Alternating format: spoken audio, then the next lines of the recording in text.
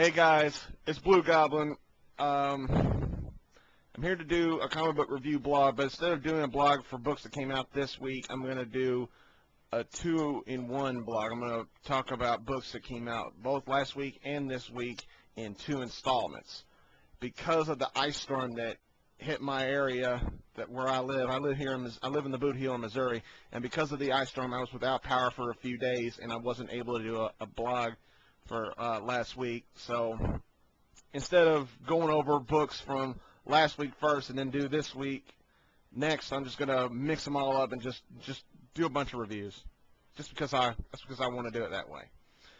I want to start off with a book that really made my skin crawl. Final Crisis #7.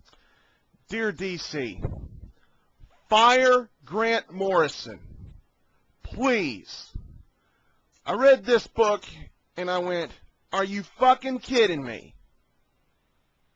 All that to end like this. I know there's a lot of people who say, that this was the one that made the most sense, and yeah, it was. I still didn't like it. That does not change the fact that I didn't like it. I mean, what was the point of collecting the series the way this ended? What was the point of reading Batman R.I.P.?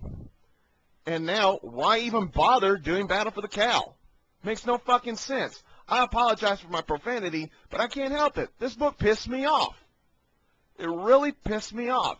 And Cammy's Comic Corner, a guy that just subscribed to my videos, thanks a lot, Cammy. You rock.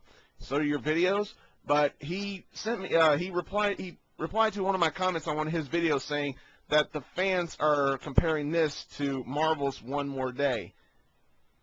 Damn. Yeah, that's sad.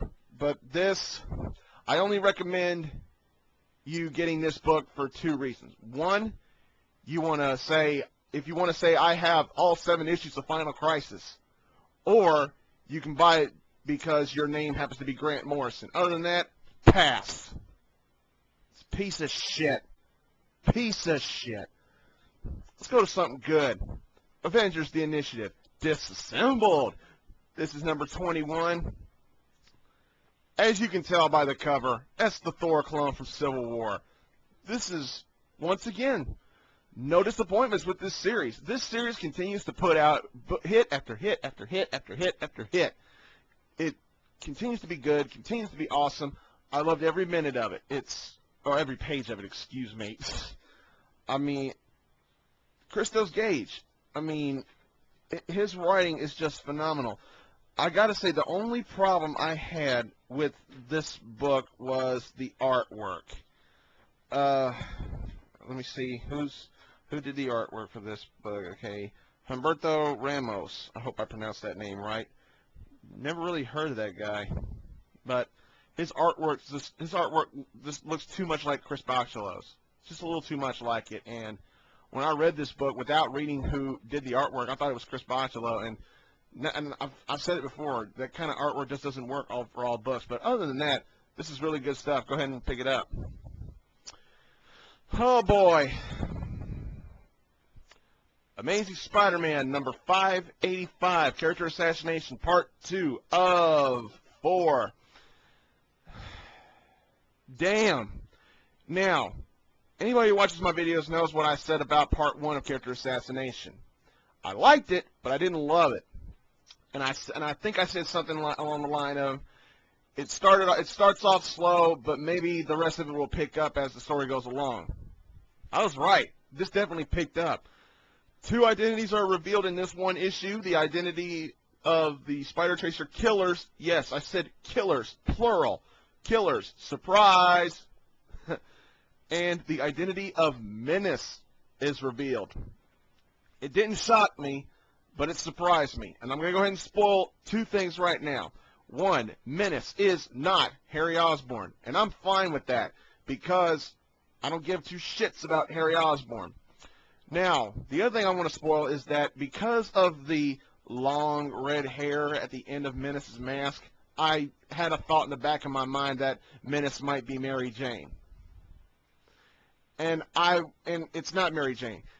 But I would have laughed my ass off if Menace turned out to be MJ, because it would be so hilarious, because Menace totally beats the living hell out of Spider-Man in this book, and if it was MJ, it would make so much poetic sense, saying, I would be like, yeah, kick his ass for taking that deal with Mephisto. Just beat the shit out of him.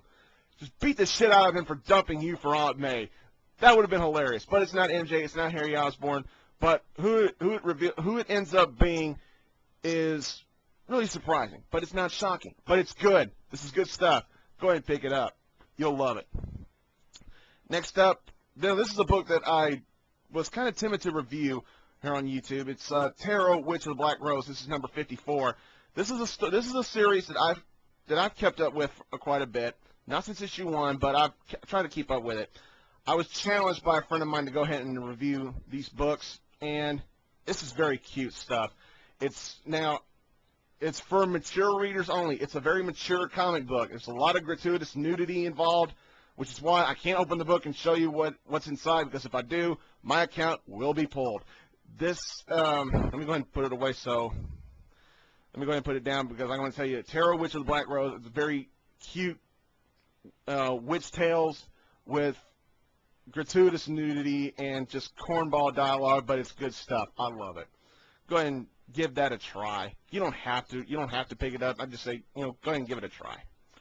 Next up, who the hell is Eli Bard in X-Force number 11? Yeah, who the hell is Eli Bard? This answers your question. Enough said. This is great stuff. You get a complete backstory of who Eli Bard is, and the last page, I looked at the last page. What is it with last pages in comic books? The last page just made me go, son of a bitch. This series is gonna get better and better and better and better if it keeps going the way it's going. It's good stuff. Next up, we got Deadpool number 7. I love that cover. I looked at that cover in the store and I said, Days of Future Deadpool. This is good stuff. I mean, the last issue of Deadpool wasn't that funny. It was still funny, but it wasn't that funny. This one is probably just as funny as issue 6 was, but it's still a good read. Still good stuff. I love it. He's starting a feud with Norman Osborn. I'm going to go ahead and tell you. He's starting a feud with Norman Osborn, and it's like, I mean, you can't get away from any Marvel book without seeing Norman Osborn somewhere. It's like Norman Osborn's in every single book Marvel does now. I mean, Norman Osborn might as well be the fucking president, This is good stuff. You'll enjoy it. If you like the Merc with the mouth, you'll love it. Looking forward to seeing how Ryan Reynolds does him in the Wolverine movie. Next up, Captain America number 46. This particular issue started off a bit slow, talking about rescuing the Human Torch, the original Human Torch, not Johnny Storm, the Human Torch before him, from the invaders. He's being the enemies are going to try to use him as a weapon. They're going to try and, I don't know if they can resurrect his corpse, but this is another one of those Captain America books that starts off a bit slow, but then it just hits you right in the gut at the ending. The ending of this book is really, really good. I don't know where they could possibly go from here, but it should be interesting.